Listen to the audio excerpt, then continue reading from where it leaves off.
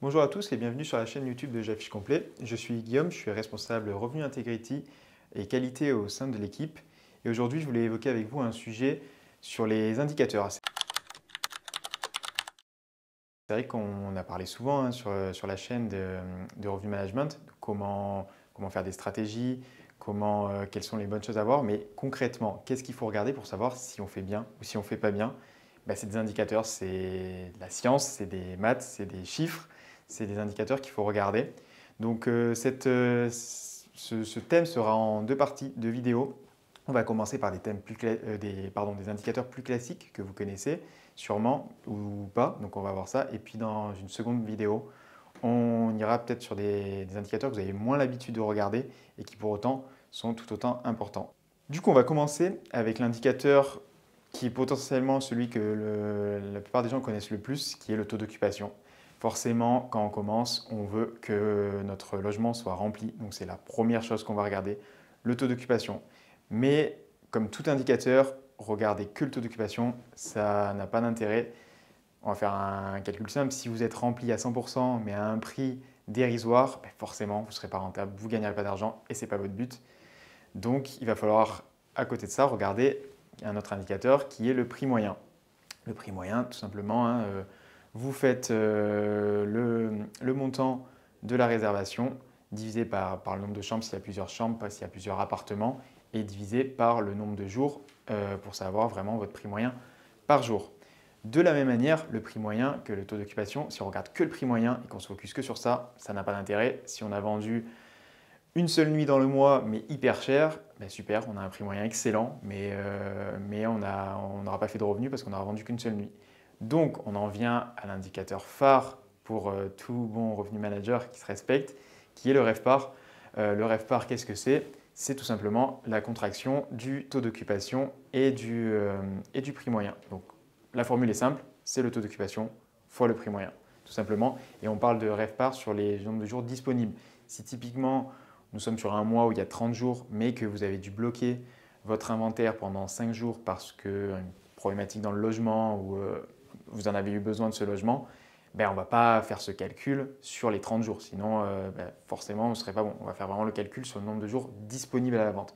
Donc, c'est-à-dire les 30 jours moins les 5 jours d'indisponibilité.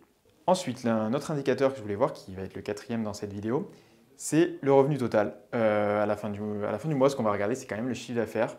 Donc c'est vraiment un indicateur qui peut être parlant au jour le jour, qui vous parle plus, qui parle plus aux gestionnaires que regarder un taux d'occupation, un prix moyen ou un RevPAR. C'est vraiment ce qui donne un ordre d'idée. C'est ce qui va permettre de savoir est-ce qu'on est bon pour rembourser un prêt, si on est sous-loueur pour payer le loyer. Donc c'est vraiment un indicateur parlant, mais comme tous les autres indicateurs, il faut les associer aux autres indicateurs parce que si vous avez pris une grosse réservation, super, elle vous a bien rempli le mois. Forcément, le prix moyen va être un peu plus bas parce que pour prendre cette réservation, peut-être qu'on a fait des réductions en fonction de la durée. Pareil, le revenu total, il va falloir prendre le revenu total aussi. Donc prendre les revenus des nuitées, mais aussi forcément les revenus ménages, je le compte un peu dans les revenus de nuitée, c'est le revenu de la chambre, mais aussi les revenus des services additionnels. Par exemple, si vous avez vendu des petits déjeuners, des arrivées anticipées ou des départs tardifs, des choses comme ça, il faut vraiment tout prendre et c'est ça qui va permettre d'analyser. Donc ça, c'est aussi un indicateur important. Un autre indicateur qui va vraiment aider à savoir quelle stratégie adopter, surtout à long terme, sur les prochains mois, ça va être la durée de séjour. On peut voir en fonction de la tendance marché des durées de séjour qui évoluent fortement.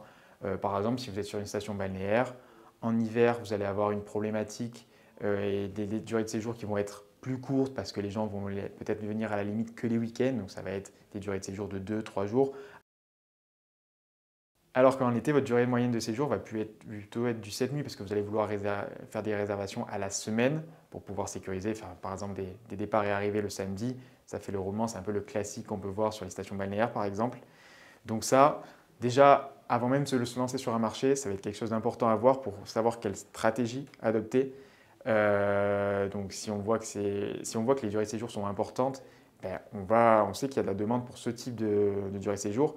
À l'inverse, si on voit que les durées de séjour, par exemple sur une ville, sont très réduites et que nous, on veut mettre du minimum 3 nuits, minimum 4 nuits, alors qu'on voit que la durée moyenne du marché en durée de séjour, c'est du 2 nuits, ben on sait qu'on va se passer d'une clientèle qui vient pour 1, 2 nuits. Donc, ce n'est pas la bonne stratégie à avoir. Donc, un des autres indicateurs importants, c'est le booking window ou le délai de réservation que les voyageurs ont ben, avant leur séjour. Donc, savoir s'ils réservent plutôt en last minute, plutôt bien en avance. Ça va vraiment être important parce que vous allez savoir comment gérer vos prix et surtout, dans votre gestion quotidienne, vous alertez. Si vous voyez que vous n'avez pas de réservation dans les 2 prochaines semaines, mais qu'on sait que c'est un marché où c'est normal, les clients viennent vraiment en last minute, ben, pas d'inquiétude, ça ne sert à rien de paniquer et de tout brader. C'est le marché, il est comme ça, c'est le comportement du marché.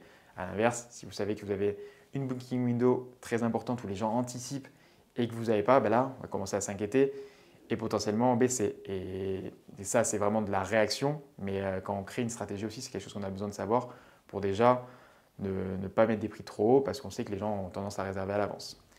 Et enfin, je vais finir pour cette vidéo-là en tout cas, avec un dernier point, c'est le taux de réservation en direct versus les plateformes. Donc forcément, on le sait, on aimerait tous avoir que des réservations 100% en direct parce qu'au moins, on ne payerait pas les commissions aux plateformes.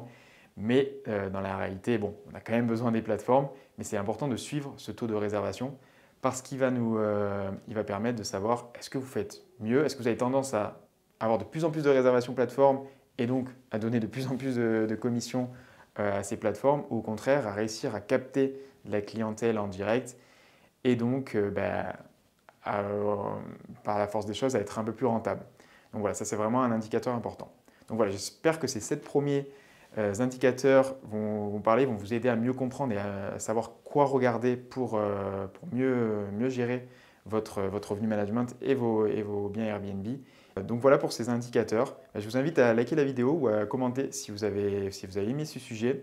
Et on se retrouve dans une seconde vidéo pour parler d'autres indicateurs. Et même si vous avez des indicateurs, notamment à la suite de la seconde vidéo, dont je n'ai pas parlé, ben, n'hésitez pas à l'évoquer en commentaire. Ça pourrait être un bon sujet pour voir dans une prochaine vidéo à l'avenir ces indicateurs-là.